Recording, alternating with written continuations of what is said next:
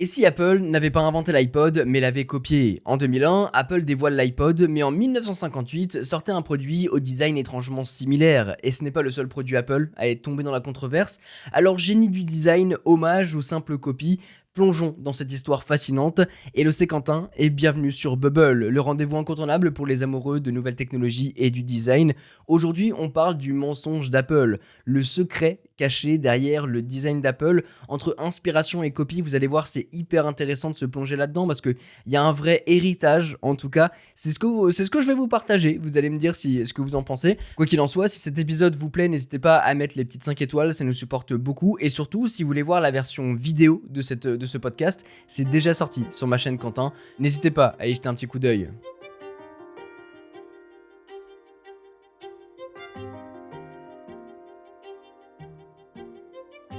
La forme rectangulaire, la molette circulaire, l'absence de boutons superflus. Voilà les codes du minimalisme, instaurés dans les années 50 par le designer allemand Dieter Rams, qui a largement inspiré les plus grands designers du monde entier, dont Johnny Ive chez Apple. Johnny Ive, ça a été pendant longtemps la tête créative chez Apple, le bras droit de Steve Jobs. Ensemble, ils ont fait beaucoup de choses, comme l'iPod d'Apple présenté en 2001, mythique aujourd'hui. Vous vous rappelez un petit peu son form factor, son toucher, la petite molette avec le petit cliquetis, le coverflow qu'on voyait défiler les images petit à petit dans son application musique, puisqu'il y avait quasiment que ça, même s'il y avait des petits quiz musicaux aussi. Je sais pas si vous vous en souvenez de cela, mais c'était mythique, rien que d'en parler, ça me rappelle des souvenirs. Et puis dans les années 58, il y a la radio T3 de Braun qui sortait. Je vous invite à faire éventuellement une petite recherche sur Google pour voir un petit peu la tête, ou autrement d'aller voir la vidéo que j'ai faite à ce sujet-là. Vous allez voir un petit peu le comparatif entre l'un et l'autre, c'est choquant. En tout cas, la relation entre Apple et Braun, plus précisément entre Johnny Ive et Dieter Rams, est l'un des cas les plus fascinants de l'histoire du design industriel. C'est l'histoire d'une philosophie commune, d'une esthétique minimaliste partagée et d'une vision du design centrée sur la fonctionnalité et la simplicité. Mais est-ce qu'Apple a vraiment copié ? On va voir ça ensemble. L'idée que la forme suit la fonction, forms follows functions en anglais, est l'un des principes fondamentaux du design moderne. Ça suggère que l'esthétique d'un objet ou d'un bâtiment doit découler directement de son utilité et de son usage. Mais ce principe ne s'est pas arrêté à l'architecture. Il a profondément influencé le design industriel, notamment à travers Dieter Rams, qui l'a appliqué aux objets du quotidien. Plus tard, c'est Johnny Ive, designer en chef chez Apple pendant plus de 20 ans, qui a adopté une approche similaire avec des objets épurés et fonctionnels qui ont fait la force et construit l'identité d'Apple. Aujourd'hui, le principe du minimalisme est partout, dans notre smartphone, dans notre voiture, dans notre salon, mais tout ça, ça vient de lui, ça vient de Dieter Rams. Avant d'en venir à Apple, commençons par les bases du coup, avec cette fameuse personne, Dieter Rams, un designer allemand né le 20 mai 1932 qui a marqué l'histoire avec son travail chez Braun dans les années 1950-1980. Il est connu pour son approche minimaliste et fonctionnelle du design qui prône la simplicité, l'utilité et la discrétion. Il a compilé ses conseils autour de 10 principes d'un bon design et je vous invite vraiment à y jeter un coup d'œil en détail parce que c'est vraiment intéressant et finalement on se rend vite compte que beaucoup de marques aujourd'hui reprennent ces principes pour améliorer leur image, leur design. Et c'est marrant parce que Dieter Rams n'a jamais voulu que le design devienne une fin en soi, encore moins un outil au service de la surconsommation, ce qu'on peut éventuellement reprocher à Apple. Pour lui, le design devait avant tout servir l'utilisateur en améliorant son quotidien avec des objets fonctionnels, durables et bien pensés. Son approche était minimaliste, non pas pour suivre une mode, mais pour réduire l'inutile et favoriser la longévité des produits. Un bon design est innovant, un bon design rend un produit utile, un bon design est durable. Voilà l'un des points clés de ces 10 principes d'un bon design, et surtout, il insistait sur un point clé: un bon design doit être aussi peu de design que possible, moins mais mieux. C'est une vision qui allait à l'opposé de la société de consommation qui, dès les années 60-70, encourageait la production massive et le renouvellement rapide des produits. Une critique également faite par Andy Warhol, entre autres, et qui persiste encore aujourd'hui, mais qui a tout de même conduit à développer ce qu'on connaît aujourd'hui sous le nom de minimalisme. Le minimalisme, c'est l'art de réduire un objet à son essence pure. C'est pas seulement un style épuré, chaque élément d'un produit, d'un espace doit avoir une raison d'être. Le fameux less is more, popularisé par l'architecte Ludwig Mies van der Rohe, figure majeure du modernisme et du Bauhaus. C'est vrai que le minimalisme, c'est un mot qu'on entend de plus en plus parler. Je le dis énormément, c'est un mot que j'utilise énormément sur mes réseaux, tout simplement parce que c'est une approche que j'aime beaucoup parce que c'est une vision que j'aime beaucoup, le fait que ce soit très épuré, très minimalisme dans l'approche, c'est-à-dire que vous allez vraiment vous concentrer sur des éléments importants avec un style épuré, tout doit être bien choisi. Et c'est vrai qu'aujourd'hui, ça peut devenir aussi un mot générique, comme le mot pro. On en a déjà parlé sur ce podcast. Quoi qu'il en soit, Dieter Rams, lui, est l'un des plus grands ambassadeurs du minimalisme appliqué aux objets du quotidien. Il a imposé ce principe chez Braun en concevant des produits électroniques épurés, faciles à utiliser et surtout intemporels. Dieter Rams, c'est le genre de designer qui pouvait passer des heures à peaufiner un détail invisible. Un jour, il aurait déclaré « Si tu remarques le design d'un objet, c'est qu'il est raté. Un bon design doit se fondre dans le quotidien. » Alors oui, certains ont pris un coup de vieux, notamment de par les matériaux utilisés, de par le numérique qui est arrivé dans nos vies, mais le concept peut très bien être modernisé, ce qui a d'ailleurs été le cas avec Apple et même chez Braun eux-mêmes. Ils ont mis en place un design tellement emblématique comme avec le Braun LE1 créé en 1959 qu'ils ont revisité ce produit en 2020. Le LE1, c'est une enceinte finalement qui garde le même aspect esthétique mais qui a été modernisé avec les outils et les technologies d'aujourd'hui. Je sais pas ce que vous en pensez de cette phrase, si tu remarques le design d'un objet, c'est qu'il est raté. C'est vrai que c'est très fort, c'est très impactant. Je pense que la philosophie qu'il voulait partager, c'est qu'à l'époque, quand on voulait créer un design, notamment quand vous essayez de remémorer les cuisines des années 70, tout avait un sens. Et surtout, c'était un produit qui devait se fondre dans le quotidien de la personne. Aujourd'hui, je trouve que quand même un beau design sur un bel objet, c'est quand même quelque chose d'impactant. C'est quelque chose qui va rester, surtout avec le temps. Malgré que c'est vrai que avec le temps, on se rend compte que certains objets viennent à vieillir très très mal. Et je pense qu'avoir un design intemporel, c'est aussi important. Et c'est peut-être ça qu'il voulait partager. On peut également parler de son travail chez Vitso, une entreprise spécialisée dans le mobilier modulaire. Contrairement aux produits électroniques qui évoluent rapidement, les créations de Rams chez Vitso sont toujours et encore fabriquées et utilisées plus de 60 ans après leur conception, preuve de leur intemporalité. Rams voyait un petit peu ces meubles comme un investissement à vie. Un bon design ne devrait jamais être à la mode car il risque d'être démodé. L'exemple le plus emblématique, c'est le système d'étagère 606 conçu en 1960 et encore en production aujourd'hui. De par sa modularité totale, son design vivant qui évolue avec son propriétaire au lieu d'être remplacé, c'est quand même très très fort et c'est vrai que aujourd'hui, quand on le regarde d'un peu plus près, il peut s'ajuster dans n'importe quel environnement. Et on peut pas deviner que ce soit un meuble qui soit sorti aujourd'hui ou il y a 30 ans ou même 60 ans. C'est d'ailleurs un principe qu'il applique chez lui, à la Rams Haus en Allemagne, où ses meubles sont restés inchangés depuis presque 50 ans.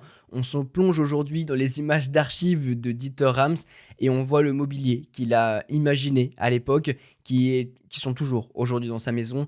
Ça montre un petit peu qu'il tient vraiment à ses phrases. Un bon design doit se fondre dans le quotidien. Bah s'il est bon et s'il est bien fait, pourquoi on le garde pas ?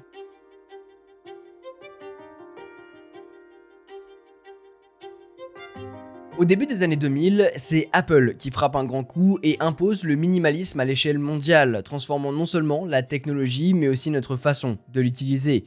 Pour vous remettre dans le contexte, à cette époque, Apple sortait tout juste d'une situation proche de la faillite. Le retour de Steve Jobs en 1997 a marqué un tournant décisif.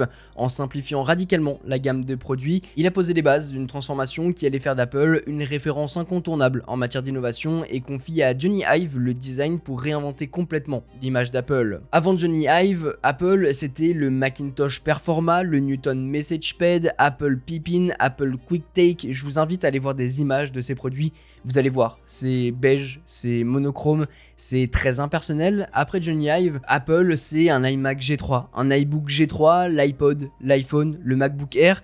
Quand on recommence au début de l'arrivée de Johnny Ive, c'est des produits très très colorés. On se rappelle du coup de cet iMac avec la coque à l'arrière bleu, vert, transparente, translucide en tout cas, laissant apparaître les composants, donc très très colorés. On avait aussi les premiers iPods, les iPods, alors pas les premiers avec le coloris noir ou blanc. On parle vraiment là des coloris avec les iPods Nano, très très très très très colorés. On avait aussi les MacBook Shell, je crois que ça s'appelait comme ça parce qu'ils avaient une forme de coquillage eux aussi extrêmement coloré. Bref, on passe vraiment de l'un à l'autre et c'est ce lien entre Jobs et Johnny Ive qui a plu à Dieter Rams, affirmant que le bon design ne peut émerger que s'il existe une relation solide entre l'entrepreneur et le designer. Et puis vient l'explosion. D'abord en 2001 avec l'iPod, puis en 2007 avec l'iPhone. Johnny Ive travaille sur le design de nouveaux produits Apple en impliquant des principes minimalistes qui rappellent ceux de Braun pour que le design ne soit pas seulement ce à quoi ça ressemble, mais aussi comment ça fonctionne. Des designs épurés, fonctionnel, simple, Jony Ive était obsédé par la simplicité. On raconte qu'il pouvait demander à son équipe de refaire un design des dizaines de fois juste pour enlever 1 mm d'épaisseur, avec comme obsession que chaque produit soit une extension naturelle de l'utilisateur, montra qu'il partageait avec Steve Jobs. Mais ces designs sont vite critiqués publiquement comme étant inspirés de produits créés quelques années auparavant par Dieter Rams.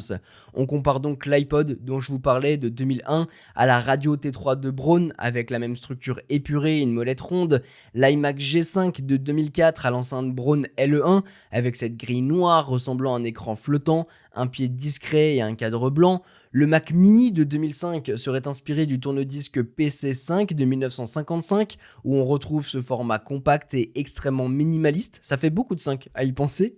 Il y a le premier Mac Pro de 2006 qui serait inspiré de la radio Braun T1000 sortie en 1992 et même lui de la calculatrice de l'iPhone inspiré de la calculatrice Braun ET66 où on reconnaît les touches au bord arrondi et ses petits accents de couleur, et même la caméra iSight sortie par Apple en 2003 serait inspiré de la Braun Infrared Emitter de 1974. Si vous voulez voir le rendu de ce comparatif, je vous invite à aller voir ma vidéo où je vous montre un petit peu tout ça en détail, ou tout simplement taper Braun versus Apple, vous verrez un petit peu des exemples. Donc il y a des similitudes troublantes perçues par certains comme une inspiration, un hommage centré sur la simplicité et la modernisation en adaptant ses designs pour de nouveaux usages technologiques. D'autres y voient clairement du plagiat pur et dur, une copie quasi identique reprenant trait pour trait les produits de Braun. En 2011, Dieter Rams a déclaré qu'il ne voyait pas Apple comme une entreprise qui copie, mais plutôt comme une entreprise qui applique bien ses principes. Lors d'une interview pour la Rams Foundation, Jony Ive lui expliquera que bien sûr, il n'a pas copié et que si les deux produits avaient été mis ensemble, ils auraient été perçus comme complètement différents parce qu'il n'y a aucun lien. Le lien apparaît grâce à la philosophie et les principes de Dieter Rams traduits sous forme de produits réels qui ont résonné en moi lorsque j'étudiais le design. Dieter Rams a décrit la manière dont nous, les designers, pouvions travailler avec soin et dévouement, mais aussi de manière responsable et utiliser nos ressources et celles de la Terre avec soin et réflexion. Dites-moi ce que vous en pensez. De mon côté, je trouve que on est là sur une transmission d'héritage, je pense, dans le design, un passage de témoin, en tout cas, entre deux époques, les années 60-80 entre Braun et Rams, définissant les bases du minimalisme industriel, et les années 2000-2020 où Apple et Jony Ive ont transformé cette philosophie en standard mondial du design technologique. Aujourd'hui, Dieter Rams est plutôt considéré comme le père du design moderne, et Apple a poussé ces principes à leur paroxysme avec des produits qui ont conquis des milliards d'utilisateurs. Alors je sais qu'ils se sont rencontrés, photos à l'appui, mais on n'a pas de témoignages, de vidéos d'un quelconque échange entre Jony Ive et Dieter Rams. Ce qu'on sait par contre, c'est que l'influence de Braun sur Apple est indéniable, mais Apple a su moderniser et adapter ses idées à l'ère du numérique. Selon Dieter Rams, la seule entreprise qui prend le design sérieusement, c'est Apple. C'est les propos qu'il a dit dans Objectified, un film de 2009, un documentaire plutôt sur sa vie que je vous invite à aller regarder. C'est vraiment très très intéressant, à la fois sur sa philosophie de vie, la manière dont il a conceptualisé certains objets qu'il utilise aussi dans son quotidien. Vous allez voir la Rams House aussi, enfin bref, il y a pas mal de choses, donc c'est vraiment un film que je peux vous recommander. Il y a aussi le film Rams, sorti en 2018, un documentaire pour le coup, qui explique bien cette partie-là. Donc ouais, il y a les deux films, je pense que vous pouvez aller voir sans aucun problème. Vous avez du coup Rams de 2018 et Objectified de 2009, en plus c'est par le même réalisateur, donc allez-y. En tout cas, ce qui est sûr, c'est que Jony Ive et Steve Jobs ont appliqué le minimalisme à Apple en supprimant au fur et à mesure ce qui était superflu.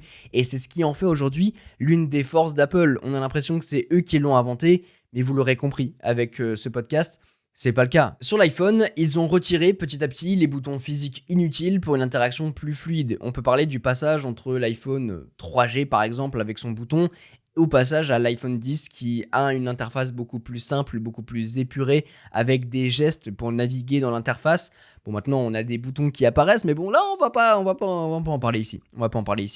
On peut aussi parler des AirPods. Avec l'arrivée des AirPods, Apple a fait disparaître la prise jack et les câbles pour une expérience simplifiée. Là aussi ça a été décrié, surtout au moment où ça a été annoncé, et puis en fait maintenant les AirPods c'est devenu un standard. On voit que tout le monde a copié derrière. Tout le monde a voulu passer par cette étape pour avoir plus de simplicité et surtout avoir une ergonomie améliorée. Et sur les MacBook, Apple a redéfini l'ordinateur personnel en proposant un tout-en-un élégant alliant simplicité et puissance avec une interface intuitive et un nombre de ports minimisé. Rappelez-vous un petit peu cette conférence, alors je ne sais pas si vous l'avez vu à l'époque, mais ça reste aujourd'hui l'un des événements les plus impactants. Rappelez-vous les ordinateurs d'antan, je me rappelle du vieux Dell XPS de mon père qui était une brique qui faisait, 15 cm de haut, quelque chose comme ça. Quand Apple vient annoncer le MacBook Air, qui a été co-designé avec Johnny Ive, ils l'ont annoncé en le sortant d'une enveloppe. Une enveloppe que vous allez pouvoir utiliser pour envoyer des documents, par exemple. Ils l'ont sorti d'une enveloppe. C'est juste trop fort et ça montre à quel point ils ont voulu minimiser un maximum de choses pour proposer justement une nouvelle interface beaucoup plus élégante, que ce soit à l'intérieur mais aussi à l'extérieur, le hardware et le software. Mais surtout, et ce qui différencie vraiment Apple de Braun, c'est l'expérience utilisateur et l'écosystème. Là où Braun crée des objets autonomes, Apple a construit un univers connecté en intégrant matériel, logiciel et services. Cette tendance du minimalisme, on la retrouve désormais un peu partout, sur nos smartphones, à travers des interfaces, des applications, dans des voitures, à travers d'objets connectés discrets qui s'intègrent naturellement dans notre quotidien, mais aussi dans l'architecture et le mobilier, notamment dans le style scandinave inspiré du Bose et de Rams. Mais le minimalisme est parfois critiqué, notamment quand il sacrifie l'ergonomie pour l'esthétique, comme la suppression des ports USB ou carte SD sur les Mac. Et maintenant, on critique Apple d'ajouter des boutons inutiles. Je vous en parlais un peu plus tôt. Il y a un vrai équilibre, je pense, à trouver entre minimalisme et praticité. On l'a vu, ils ont retiré le port de carte SD il y a quelques années. Aujourd'hui, c'est de retour. Pareil pour le port HDMI sur les MacBook. On parlait de la suppression des ports USB ou du Lightning qui entravait justement ce côté simplifié pour justement maintenant apporter l'USB-C. Enfin bref, bon, même si ça c'est une norme européenne qui les a poussés à faire ça, mais on allait y arriver. Quoi qu'il en soit, on arrive sur une simplicité aujourd'hui dans l'interface, une simplicité dans l'usage, et on le voit même maintenant se développer sur d'autres marques comme Samsung qui crée un écosystème, Xiaomi. Apporter cet équilibre entre minimalisme et praticité, je pense que c'est un outil essentiel, et une fois que les marques et même Apple aujourd'hui arriveront à débloquer tout ça, on passera clairement à une étape d'au-dessus. Mais est-ce que ça veut dire passer sur un autre matériel que le smartphone ? Ça, je pense que l'avenir nous le dira. Quant à Dieter Rams et Johnny Ive, ils partagent toujours une même vision du design. Ils sont liés par une même obsession, celle de la simplicité et de la clarté. Mais si Johnny Ive s'est inspiré de Rams, Apple a su transcender cette influence pour créer une signature propre qui a marqué son époque. Comme Dieter Rams, Apple et Johnny Ive ont eu un impact sur le design des produits technologiques du 21e siècle avec bon nombre d'entreprises, empruntant certaines de leurs idées. Je parlais de Samsung, Xiaomi, mais il y a aussi Huawei, Nothings, Microsoft, Google, la liste peut être longue, mais je vous laisse me dire en commentaire, je sens que ça va être salé. Depuis que Johnny Ive est parti de chez Apple en 2019, on sent qu'Apple a adopté une approche plus pragmatique du design. Sous Tim Cook, l'accent est davantage mis sur l'ingénierie et l'efficacité que sur la pure esthétique. On a perdu, je pense, une partie de l'émotion et de l'élégance minimaliste que Johnny Ive insufflait, mais en échange, les produits sont souvent plus pratiques et durables, avec du coup, je vous le disais, plus de ports sur les Mac, plus épais et robustes sur les iPhones, ou même avec l'Apple Watch Ultra. On arrive aussi dans une ère où les ruptures technologiques se font plus rares, des évolutions de design de plus en plus discrètes, même si une tendance apparaît clairement avec visionOS, ou maintenant on le voit avec la tendance des iPhone Air, du Galaxy S25 Edge, les smartphones plus fins. On retourne un petit peu sur cette philosophie des smartphones de plus en plus fins, donc à voir où ça va aboutir, mais quoi qu'il en soit, on arrive sur une nouvelle vague et je pense que le design fonctionne comme ça et on peut le remarquer aussi sur des voitures. À un moment, on voit des voitures avec une bande LED sur le devant, et bien il y en a beaucoup qui vont suivre le mouvement, pareil à l'arrière, enfin bref. Dans tous les cas, le design a une certaine continuité et je vous invite à aller lire les 10 bonnes pratiques d'un bon design de Dieter Rams. Vous allez voir, il y a beaucoup de choses qui sont appliquées sur les marques aujourd'hui, que ce soit dans le design industriel, que ce soit dans le design moderne des smartphones, de la technologie de manière générale. Alors au final, Apple est plutôt copieur ou inventeur, mais surtout, est-ce qu'un design vraiment innovant peut encore exister en 2025 ou sommes-nous tous, d'une manière ou d'une autre, héritiers des designs du passé ? Je vous laisse me répondre tout ça en DM sur Instagram. On adore vous lire, donc c'est là-bas que ça se passe. Si jamais vous voulez qu'on interagisse ensemble, n'hésitez pas aussi à le faire sur YouTube si jamais vous nous écoutez sur cette plateforme. Si jamais vous voulez enregistrer vos questions, il y a un lien juste en dessous de l'émission pour que vous puissiez interagir de cette manière et nous répondre. Me répondre si vous voulez qu'on en discute. Si vous voulez soutenir le podcast, n'hésitez pas à le partager autour de vous et à laisser vos étoiles, ça nous aide énormément à le faire découvrir. Et si vous aimez qu'on vous partage des histoires autour du design, autour de personnalités, d'entrepreneurs, etc., n'hésitez pas à nous l'indiquer. Nous, dans tous les cas, on se retrouve très vite pour un prochain épisode. Prenez soin de vous et à très bientôt dans Bubble.